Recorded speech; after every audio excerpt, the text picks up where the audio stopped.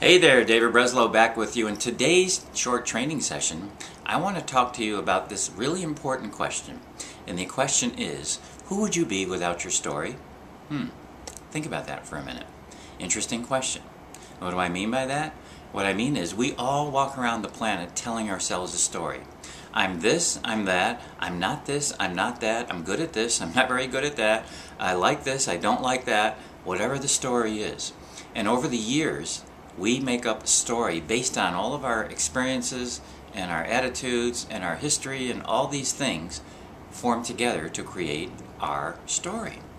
And what's interesting about our story is many times, much of our story doesn't help us. It really doesn't. So I'm basically asking you to check in with yourself right now and ask yourself, who would you be without your story?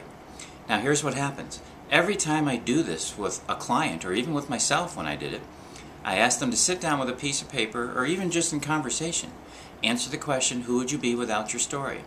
And immediately the response is, oh, and all these things start coming flooding out. Oh, I'd be more confident, I'd be more aggressive, I'd be getting more of what I want, I'd have more money, my relationships would be better, I'd be playing better sports. Whatever it is that's going on in their lives, they automatically start saying these things would be better. So that tells me that we innately know, we intuitively know that without our story, even if we don't know what our story is, we know that without it, we'd probably be doing better in many different areas of our lives. So here's the assignment for today, should you be willing to accept. Sit down with a notebook, clean piece of paper, write the question at the top of the page. Who would I be without my story? And then just write without thinking. No editing, just let your pen flow across the paper. Free association. Because when you do that, my bet is that you will come up with some pretty amazing and astounding things that are well within your reach. And when you're done with that, you take a look at it and you start to see, geez, I'm not really having these experiences even though I want them. So it's my story that is actually blocking me. Who would you be without your story? A rather fascinating question. And if you're not even aware that you have a story, this will help you start to become aware of the story you tell yourself. Remember, the story is the thing that you keep telling yourself time and time and time again. And for the majority of people, unfortunately, that story is rather negative.